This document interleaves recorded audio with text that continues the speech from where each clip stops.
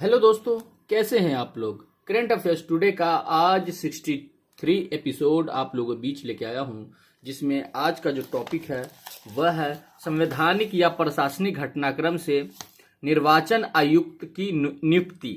दोस्तों, निर्वाचन आयुक्त जो होते हैं उनकी नियुक्ति किनके द्वारा होता है और उसमें जो अभी चर्चा में है, क्या है चर्चा में, तो हाल ही में भारत निर्वाचन आयोग यानी election commission of India ECI की स्वायत्तता एवं राजनीतिक दलों की आंतरिक प्रणाली में पारदर्शिता सुनिश्चित करने हेतु संसद में एक निजी सदस्य विधेयक प्रस्तुत किया गया। क्या है यह कि राजनीतिक दलों को आंतरिक प्रणाली की जो पारदर्शिता है उसको यानी क्या कर रहे हैं, सुनिश्चित करने के लिए संसद में एक निजी सदस्य विधेयक प्रस्तुत किया गया है और यह निर्वाचन आयुक्त के नियुक्ति को लेकर है। तो इसमें हम विभिन्न तथ्य को जानेंगे और इसमें क्या है कि इस प्रमुख बिंदु कौन कौन सी है और इसमें जो प्रस्तावित सुधार है किन किन मुद्दे को सुधार में किया जाएगा और उसके बाद कि भारतीय निर्वाचन आयोग जो है वह क्या है और किस प्रकार से काम करता है और आयोग में जो एक सीईसी और 2 ईसीएस होते हैं उनका क्या काम होता है और इनकी जो शक्तियां होती है निर्वाचन आयोग का वह कौन कौन सी है और इनके पक्ष में जो चुनौतियां आती है वह क्या क्या है। इन सभी मुद्दों को आज के इस वीडियो में जानेंगे। अगर आप यूपीएससी या विभिन्न स्टेट पीसीएस की तैयारी करते हैं तो आपको क्या है दोस्तों कि करंट अफेयर से जुड़ के रहना ही पड़ेगा, तभी आप अच्छे से क्या होंगे कि तैयारी के एक अच्छे से धारा पे चल पाएंगे, रास्ते पे चल पाएंगे। तो इसके लिए क्या है कि करंट अफेयर से रिलेटेड जो भी घटनाएं घटती है या संविधान में किसी तरह के संशोधन होते हैं या किसी तरह के मतलब मुद्दों विधेयक पारित होती है और विधेयक जो चर्चा में रहती है उससे जुड़ के रहना होगा, तभी आप जो जीएस के 4 पेपर है यूपीएससी में या कोई भी स्टेट पीसीएस में उन चारों पेपर को लेके साथ जो आप तैयारी करते हैं 4 पेपर जीएस के, उनके साथ जो करंट अफेयर्स अभी संभावित जो करंट अफेयर्स है उसको साथ में लेकर चलना है। जैसे कि आप देख सकते हैं कि जीएस के 4 पेपर को आप कैसे कवर कर सकते हैं जीएस के, तो आपको हम बता देते हैं कि जैसे आप देख सकते हैं कि जीएस के पेपर 4 में चारों पेपर के लिए ठीक है संवैधानिक या प्रशासनिक घटनाक्रम में जो घटनाएं घटती है, आर्थिक घटनाक्रम, अंतर्राष्ट्रीय संबंध और विज्ञान एवं प्रौद्योगिकी, पर्यावरण एवं परिस्थितिकी, भूगोल एवं आपदा प्रबंधन, भारतीय समाज एवं सामाजिक न्याय, इतिहास, कला एवं संस्कृति, आंतरिक सुरक्षा, यह जितने भी टॉपिक है वह आपको जीएस के चारों पेपर को कवर करता है। और इससे जो करंट अफेयर्स जो प्रति माह मैगजीन जो देती है वह दृष्टि, इसलिए जो फरवरी महीना का है जो मैगजीन उसमें जो है करंट अफेयर से रिलेटेड जो घटनाएं घटी है 25 नवंबर से 24 दिसंबर के बीच 2022 में जो जितनी भी घटनाएं घटी है ठीक है उसको कवरेज किया गया है।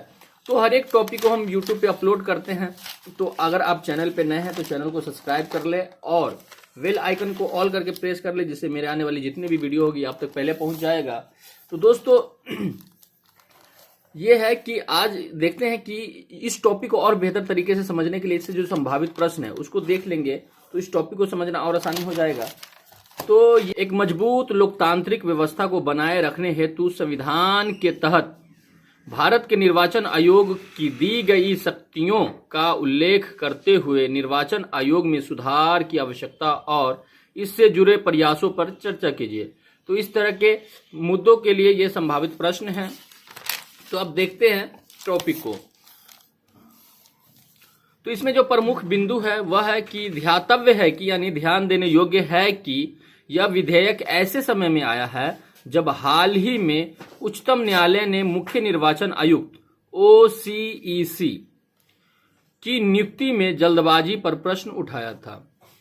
उसके बाद अगला पॉइंट है कि इस विधेयक के तहत अधिकांश राजनीतिक दलों के आंतरिक कामकाज को अपारदर्शी बताते हुए राजनीतिक दलों में कामकाज को पारदर्शी, जवाबदेह और नियम आधारित बनाने की आवश्यकता को रेखांकित किया गया है।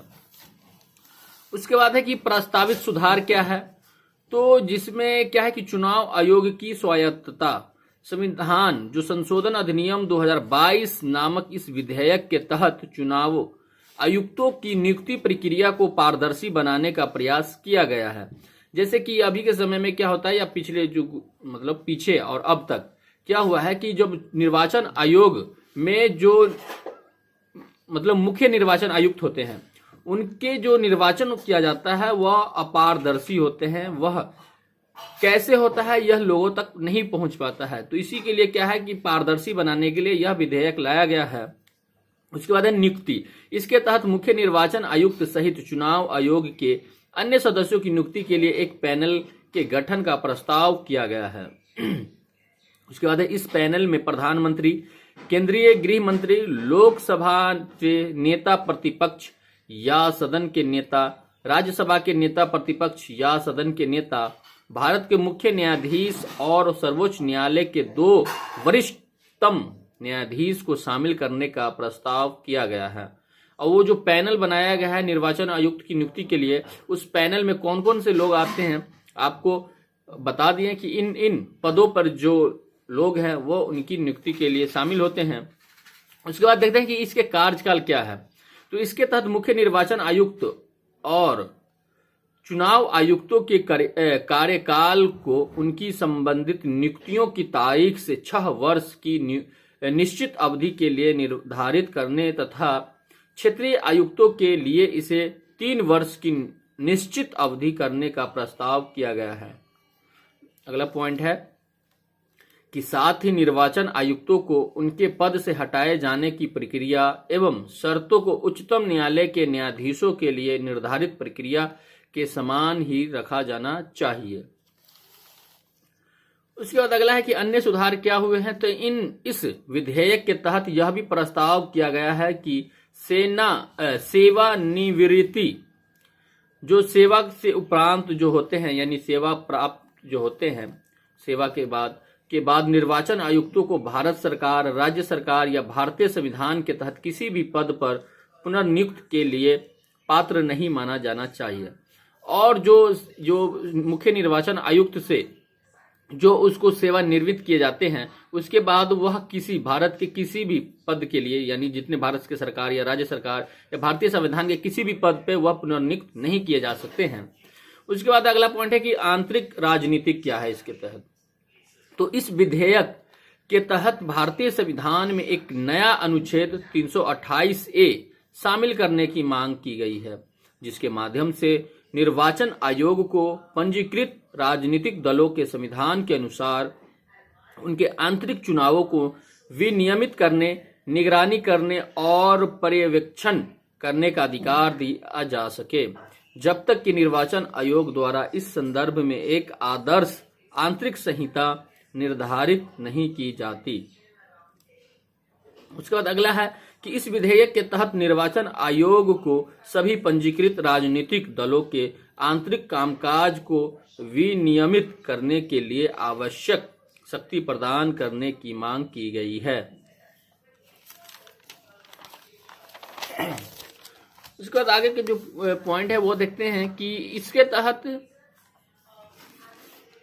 यह भी मांग की गई है कि यदि राजनीतिक दल अपने आंतरिक कामकाज के संबंध में आयोग के निर्देशों का पालन करने में विफल रहते हैं तो राष्ट्रीय या राजकीय दलों के रूप में उनकी मान्यता वापस लेने का भी प्रावधान किया जाना चाहिए। उसके बाद है कि भारतीय निर्वाचन आयोग। तो निर्वाचन आयोग देश में स्वतंत्र और निष्पक्ष चुनाव सुनिश्चित करने के लिए भारत के संविधान द्वारा स्थापित एक अस्थायी और स्वतंत्र निकाय है। संविधान के अनुच्छेद 324 के प्रावधान हैं कि संसद, राज्य विधानसभाओं, भारत के राष्ट्रपति या उपराष्ट्रपति के कार्यालय के चुनावों के अधीक्षण, निर्देशन और नियंत्रण की शक्ति निर्वाचन आयोग में निहित होगी। उसके बाद अगला पॉइंट है कि हालांकि राज्य में पंचायतों और नगर पालिकाओं के चुनाव का उत्तरदायित्व राज्य निर्वाचन आयोग का सौंपा गया है। यानी भारत में 2 तरह के निर्वाचन आयोग है, एक केंद्र के, एक राज्य के अंतर्गत। ठीक है। उसके बाद अगला है कि वर्ष 1950 में ईसीआई की स्थापना के बाद 15 अक्टूबर 1989 तक यह मुख्य चुनाव आयुक्त के रूप में एकल सदस्यीय निकाय के रूप में कार्य करता था। अगला है कि मतदान की आयु 21 से घटाकर 18 वर्ष करने के कारण निर्वाचन आयोग के बढ़े हुए कार्य के दबाव को कम करने के लिए 16 अक्टूबर 1989 को राष्ट्रपति द्वारा 2 और निर्वाचन आयुक्तों की नियुक्ति की गई। उसके बाद है कि आयोग में एक CEC और 2 ECS होते हैं। दोस्तों आज का आप लोगों को होमवर्क है कि CEC और ECS के बारे में आप गूगल पे सर्च करें और इसके बारे में जानें। जिसमें पहला पॉइंट है कि CEC और ECS की नियुक्ति भारत के राष्ट्रपति द्वारा की जाती है। इनका कार्यकाल 6 वर्ष या 65 वर्ष की आयु तक जो भी पहले होता है। उसके बाद अगला पॉइंट है कि CEC एवं ECS को उच्चतम न्यायालय के न्यायाधीशों के समान वेतन और भत्ते प्राप्त होते हैं।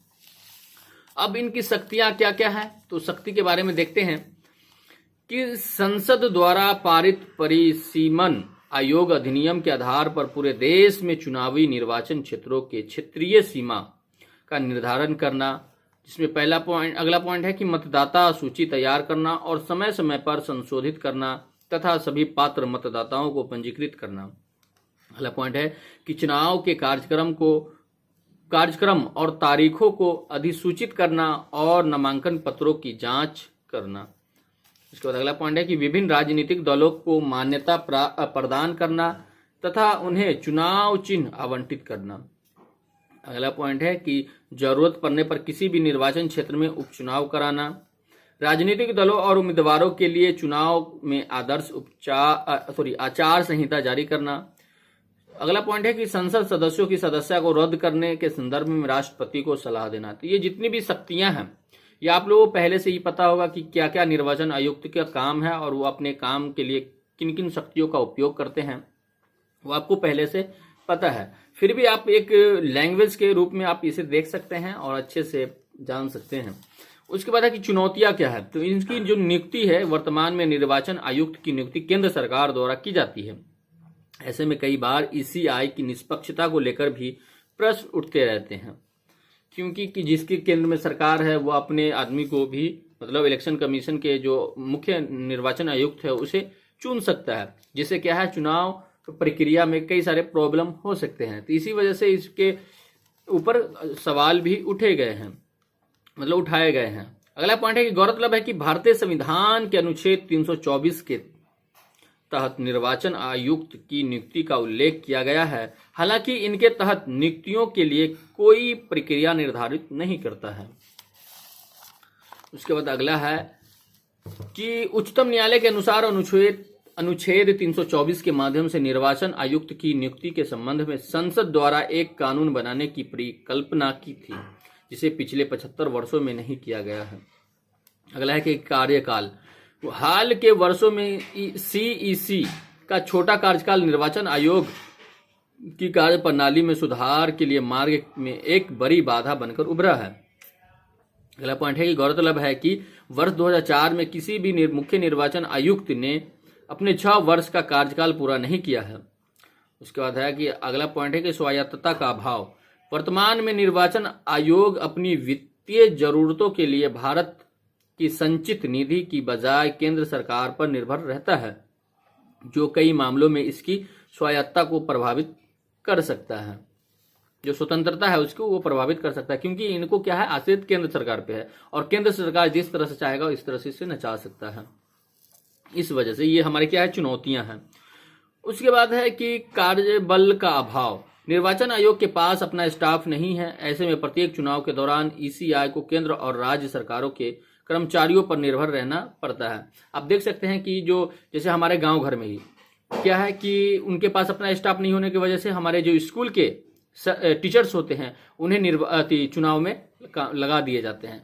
तो क्या है इलेक्शन कमीशन के पास खुद का स्टाफ नहीं होने की वजह से क्या है कि केंद्र सरकार जो राज्य सरकार के जो कर्मचारी है उन पर निर्भर रहना पड़ता है। उसके बाद अगला है कि आंतरिक लोकतंत्र, ECI की भूमिका आंतरिक चुनावों पर पार्टियों को सलाह देने तक सीमित है, परंतु आंतरिक लोकतंत्र को लागू करने या पार्टी के वित्त को विनियमित करने का कोई अधिकार नहीं है। दोस्तों इस तरह से टॉपिक कंप्लीट हुआ। कैसा लगा हमें कमेंट करके जरूर बताएं और अपने दोस्तों के साथ भी शेयर करें जिससे उसे भी फायदा हो जाए। अगर आप चैनल पे नए हैं तो चैनल को जरूर सब्सक्राइब कर ले दोस्तों, जिससे मेरे जितने भी आने वाले वीडियो होंगी आप तक पहले पहुंचेगा और यह वीडियो हम आप तक रेगुलर लेकर आते रहेंगे। तो आज के लिए इतना ही, मिलते हैं नेक्स्ट एपिसोड में। जय हिंद।